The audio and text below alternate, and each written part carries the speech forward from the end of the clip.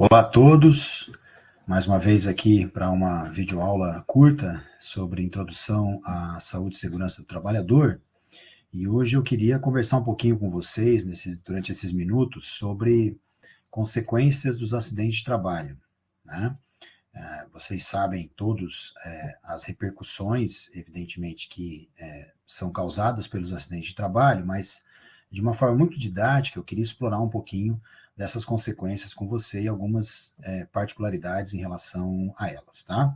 Então, vou projetar aqui a minha tela para que vocês possam seguir o meu raciocínio, né? Vamos lá, então.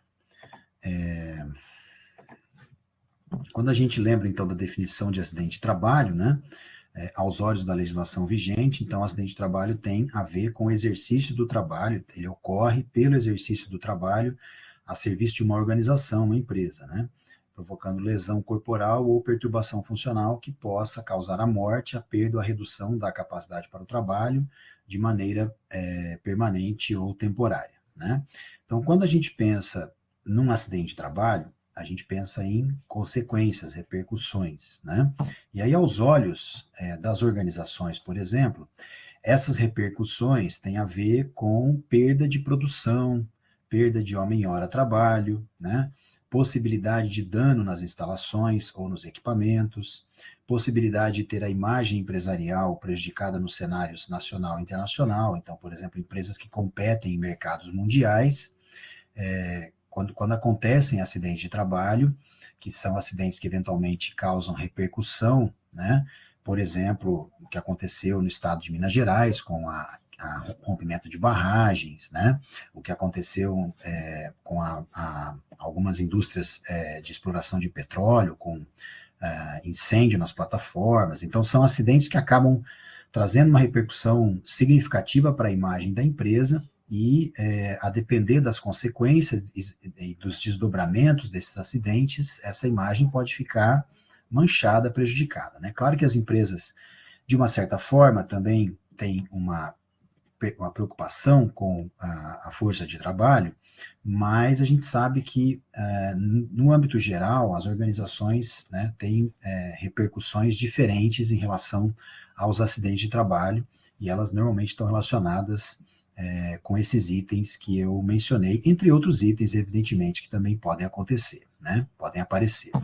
No caso da economia, né, os acidentes de trabalho, enquanto fenômeno social, eles têm uma repercussão muito forte na economia, né? A própria Organização Internacional do Trabalho tem uma estimativa que alguns autores do campo da saúde do trabalhador dizem que é uma estimativa que não chega nem aos pés da realidade, mas mesmo assim é uma estimativa, né, à luz dos dados que são disponíveis para a gente pensar isso, e para a OIT, cerca de 4% do PIB bruto mundial, que é algo em torno de 1,25 trilhão de dólares, né, que é muito próximo do PIB de alguns países, né, incluindo países da América do Sul, esse valor é gasto no mundo de forma direta ou indireta com ah, benefícios, né, ou outras consequências relacionadas a acidentes e doenças profissionais. Gasto não com recuperação, por exemplo, de capacidade produtiva das indústrias. Isso é gasto com,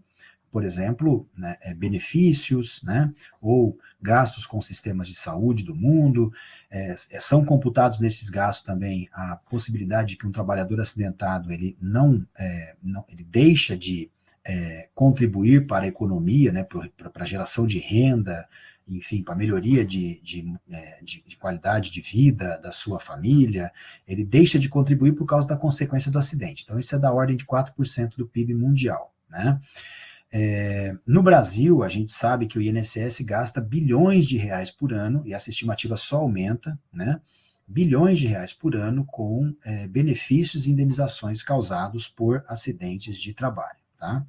Para vocês terem uma ideia, tem um estudo do professor Victor Wunsch, da USP, que mostra que existe uma certa equivalência, né, ou um acompanhamento de dados quando o PIB de um país, um PIB per capita, ele oscila, né, a ocorrência de acidente de trabalho também oscila acompanhando a dinâmica do PIB. Então, se o PIB aumenta, o número de acidentes também aumenta. Se o PIB diminui, o número de acidentes também diminui. Para algumas, por exemplo, a redução do acidente de trabalho, né, quando o PIB diminui, a redução do acidente de trabalho se mostra de maneira mais significativa, mais agravada. Por quê? Porque quando o PIB do país está caindo, você tem fechamento de postos de trabalho. Então, obviamente, né, a força de trabalho, a população economicamente ativa ocupada daquele país, do Brasil no caso, né, ela deixa de ocupar postos de trabalho e isso inevitavelmente contribui para a redução dos acidentes de trabalho, né?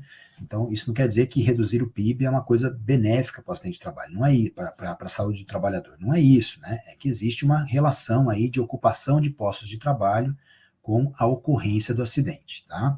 O ideal seria que o aumento do PIB, a melhoria da economia do Brasil, do país, né, ou mundial, estivesse acompanhado também de uma melhoria nas condições de trabalho de forma geral para os trabalhadores, tá? Para o trabalhador, nós temos diversas consequências, né? Primeiro, a redução ou perda da capacidade para o trabalho, que é a incapacidade de executar a mesma função, dificuldade de readaptação profissional, dificuldade, né, relacionada à reabilitação, perdas no nível pessoal, que é a coisa da sensação de incompetência, o medo, o julgamento social pelo acidente, a autoestima prejudicada, convívio com a dor, incapacidade, frustração, né? Relações familiares prejudicadas, relações sociais prejudicadas, né?